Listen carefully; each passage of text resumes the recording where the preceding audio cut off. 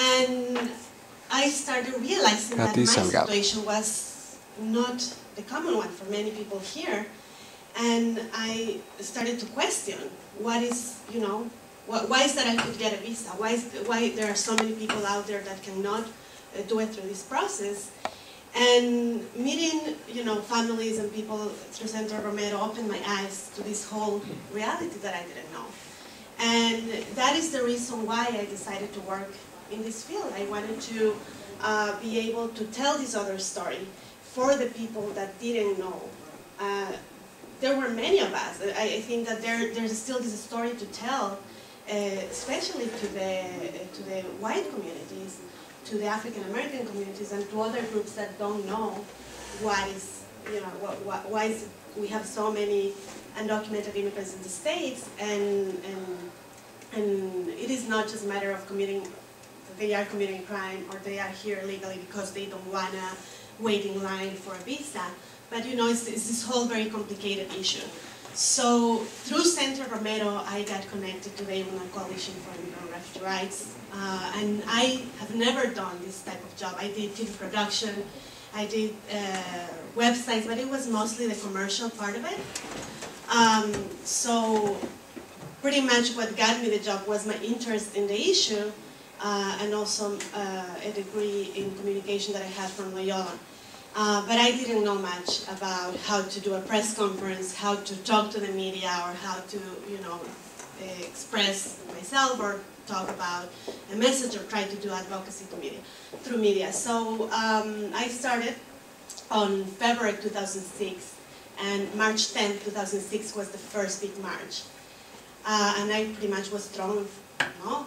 Me lanzaron ahí al agua que pues yo genere media y que traiga atención del público, de que se diga a la gente por qué se estaba haciendo esta marcha.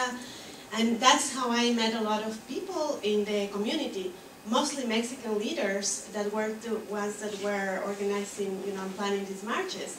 And I also met Javier Salas, and I also met, you know, a lot of other people then. And, you know, basically, throughout the years, I have learned a lot, and I think that these 5 years, things have changed drastically with Facebook, with, you know, social media. It has changed, so it continues to be a very an experience that where I continue learning every day. So it's always, you know, exciting and very busy and sometimes very stressful, but very rewarding at the end of the day. So I wanted to just share some concepts with you because I'm sure all of you already know what they are, but basically, you know, I think that you do it every day, but you don't really give it a name. So peer networking, who can tell me what networking is, like in general terms? Making connections with people who you can benefit from and you can also benefit from. Yeah, that's right. Anybody else? So yeah, so networking is making connections, right? So, you know, do you have... Yeah, it's pretty much what he said. It's getting to meet people and know what they do, and eventually, you know, try to get ahead so that you can get a message across and people can benefit from it. Go ahead. I guess just to add a little bit, somebody knows somebody, you know, and so that other person can help you in some way, shape, or form with what it is, your organization or whatever you're trying to achieve. So, for example, when you go to a party or you go to a fundraiser, what is the first thing you do? When you don't know anybody in the room, what do you do? When you get to this new place. Are you the type, you know, because there are some people that are like very outgoing and they go and talk to everybody and, you know, everybody is talking to them. And there's other people that, you know, just sit in a room and... So what type? I'll tell anyone that they look familiar. Because there's times that if I go to a girl, they might feel like I'm trying to hit on them. Or if I go to a guy, they kind of look at me like, what is, you know, yeah, and it's like, you know, so I just say, man, you look familiar, you know, it's like I think I seen you somewhere, and then I'll tell them who I am, and then we start talking about whatever we're there for. So. How has been the experience here? Did you guys were able to talk to each other in the morning? Have you been? Do you know each other well? No. No, this is kind of like the first time they're coming together. Well, usually when you go to a place, you go because, like in this case, Salas invited me. So you get introduced to the people, to the crowd, to the friends, and then you start talking to them because I know him, so some other person knows him, so we get to know each other. But that's how it's known. Get to know what they do.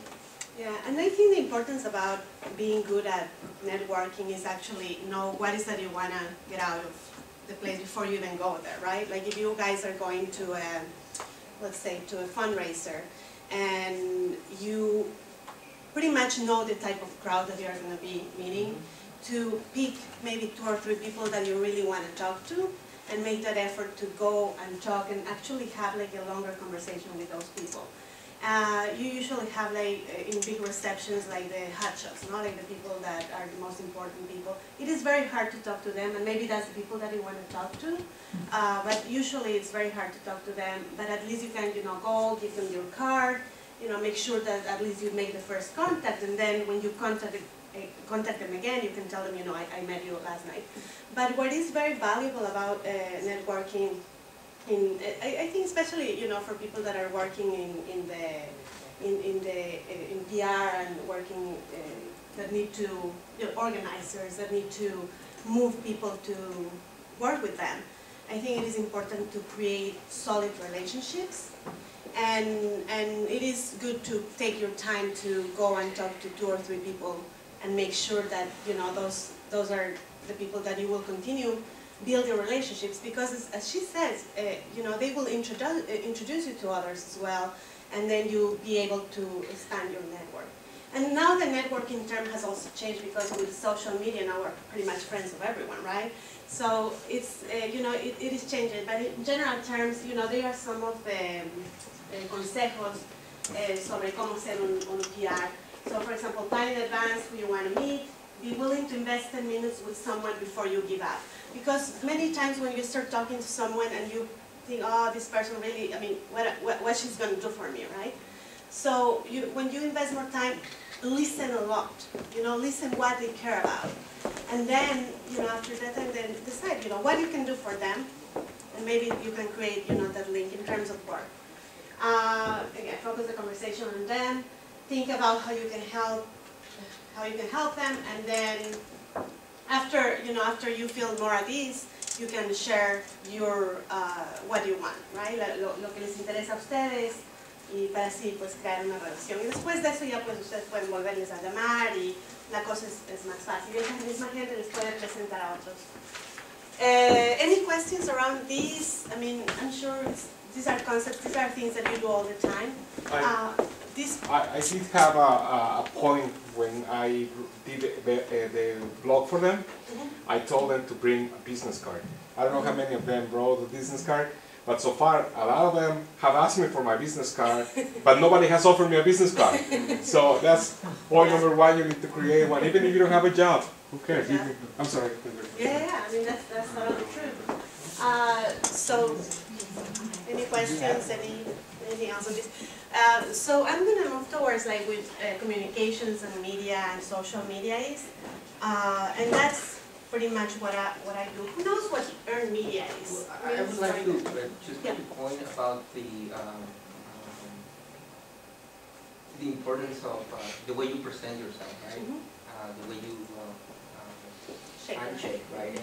And the confidence also, I think that really makes an impression. And we know first impressions are important because there are no second impressions sometimes, right? Yeah. Yeah, I think that is actually a very, very good point. It is about the way you present yourself.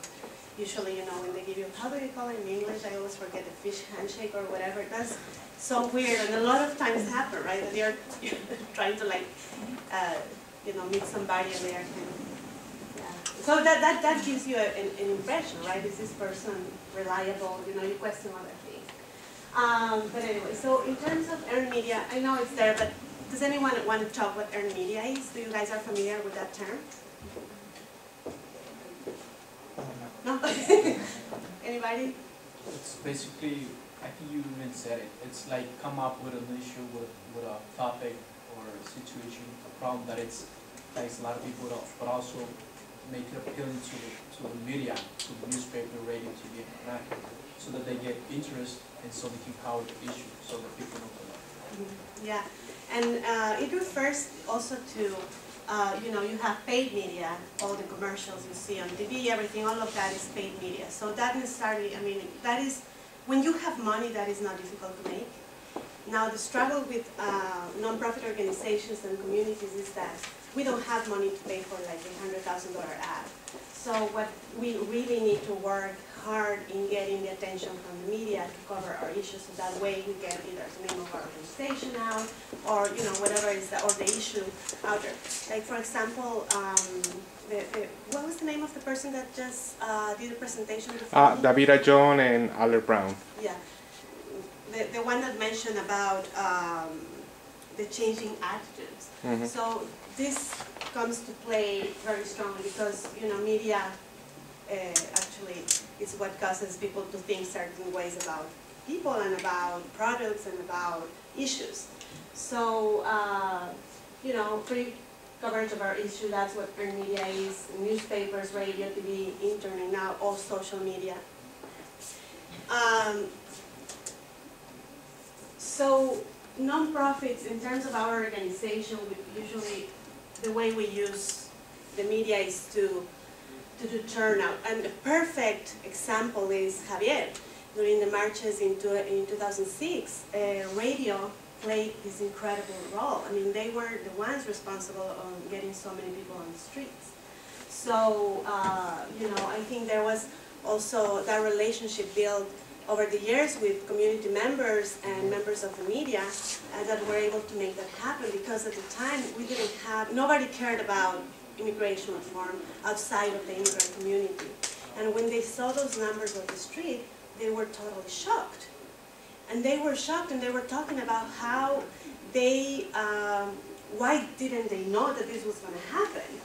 And it makes me so mad because the mainstream media was asking why they didn't know when we sent them, called them every day, sent them press releases, invited them to the press conferences, but they didn't come because it wasn't an issue, right? Until hundreds of thousands of people came out to the streets, so then it became the issue. So, you know, it's also to bring awareness. Again, it says here, usually traces back to money in terms of like bring awareness. When we have our coverage on a newspaper and we're working with a foundation to get more money, usually bringing them like the press clips, it helps them to understand what your organization is about and also see that you are doing very serious work. If you have like kind of like that component of the meeting, makes your job more reliable, your work, you know, what you're doing more believable, and you know, it shows that it is something serious that you're working on. Advocacy, how we, you know, when we do commercials, or not commercials, we don't have money for that, but when we talk in the radio about getting people to vote, that is a good example of that. Do you have any other examples in terms of like turnout, awareness, or advocacy, other issues that you guys are interested on, that you could use the media for? Anybody? Is immigration the only issue? I don't know what happened. Where's the? I think it's out of batteries. Okay, anybody thinks of other issues? Do you guys only care about immigration? No.